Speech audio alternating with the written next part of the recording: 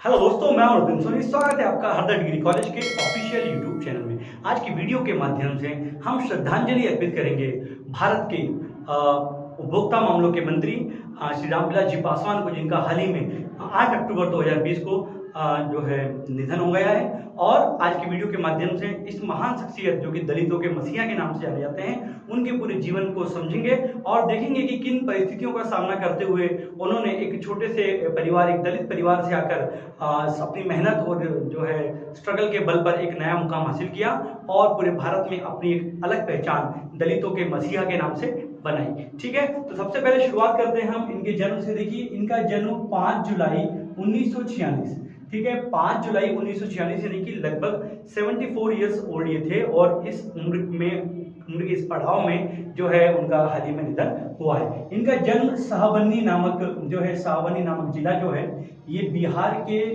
खगड़िया गांव, ठीक है ना, शाहबनी नामक जिले के खगड़िया गांव में एक दलित परिवार में हुए थे। अनुसूचित जाति परिवार से ये संबंध रखते थे।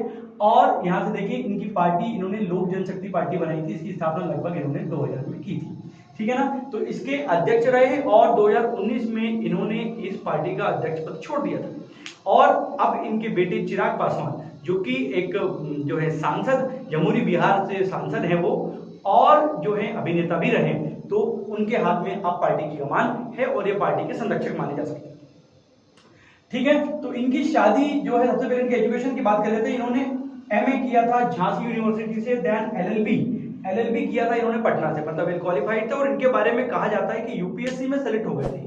यूपीएससी में सेलेक्ट होने के बाद ये डीएसपी पद पर सेलेक्ट हो गए थे। यूपीएससी क्रैक करने के बाद डीएसपी पद पर जो है चुने गए। लेकिन रामजीवन जी का जीवन में इनके बहुत ज्यादा प्रभाव रहा और ये उनके दखल के कारण राजनीति में आए। तो अब इनका राजनीतिक सफर शुरू करने से पहले देखते हैं, 1960 में इनकी राजकुमारी देवी जी से शादी हुई। अब इनसे इस शादी से 2 बेटियां थी। और 1981 में इन्होंने एक चुनाव में जो है नामांकन के दौरान बताया कि 1981 में इनका तलाक हो गया था। उसके बाद 1983 में पंजाब से आने वाली, एक ब्राह्मण परिवार से आने वाली रीना शर्मा जी से इनकी शादी हुई। और इस शादी से इन्हें एक बेटा जो कि चिराग पासवान और एक बेटी हुई। चिराग पासवान जी जो कि अभी जो लोक जनशक्ति पार्टी के वर्तमान में अध्यक्ष भी हैं। और 32 वर्षों का चुनावी जो है इनका सफर रहा, 9 बार जीत हासिल की उन्होंने। और वर्तमान में इनके निधन के समय ये भारत में उपभोक्ता मामला के मंत्री भी रहे। इन्हें मौसम वैज्ञानिक की तरह राजनीतिक समझ रखने वाला व्यक्ति कहा जाता है। ऐसा माना जाता है कि चुनाव के पहले ही इन्हें समझ में आ जाता था कि जो है चुनावी हवा किस तरफ जाने वाली है और ऊंट किस करवट बैठेगा। तो बहुत जबरदस्त राजनीतिक समझ थी, इसलिए इन्हें राजनीति का मौसम वैज्ञानिक भी कहा जाता है। दलितों के लिए, उनके उत्थान के लिए उन्होंने बहुत सारे काम किए, दलित पार्टी भी बनाई और दलितों के लिए बहुत सारे अभियान भी चलाए। इमरजेंसी के टाइम जेल भी जाना पड़ा इन्होंने, इसलिए दलितों के मसीहा के नाम से भी ये जाने जाते हैं। अब इनके बारे में एक महत्वपूर्ण बात यह है कि इन्होंने 6 प्रधानमंत्रियों के साथ काम किया है।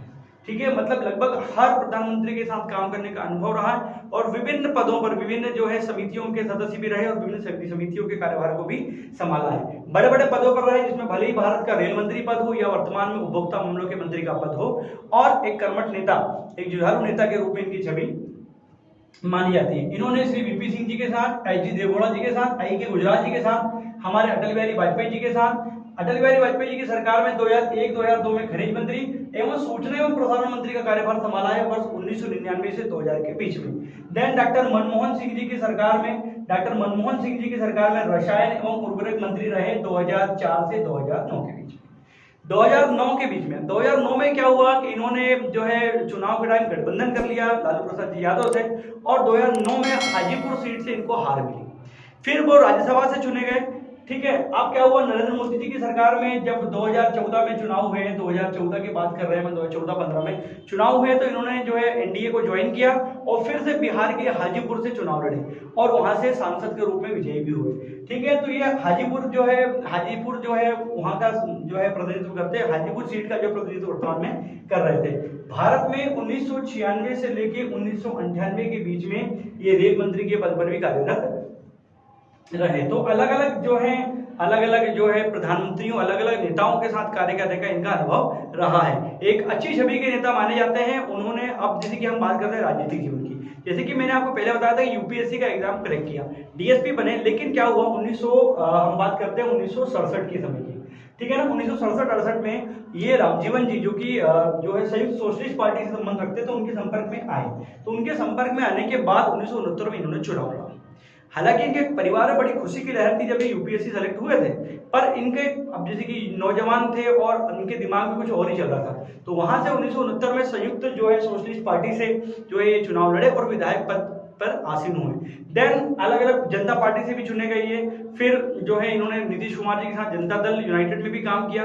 देन उन्होंने सन 2000 में लोक जनशक्ति पार्टी, एक नई पार्टी की स्थापना की और अलग अलग जो है प्रधानमंत्रियों के साथ कार्य करने का अनुभव जैसे कि मैंने आपको बताया हुआ है। मौसम वैज्ञानिक इनको कहा जाता था क्योंकि राजनीति के मामले में इनकी समझ बहुत ज्यादा अच्छी थी। चुनाव के पहले ही भाप लिया करते थे कि जो है ऊंट किस करवट बैठेगा या किस पार्टी की सरकार बनने वाली है। लोगों की बहुत सेवाएं की है, दलितों के मसीहा के नाम से जाने जाते हैं और राजनीति में इनकी छवि मौसम वैज्ञानिक की रही है।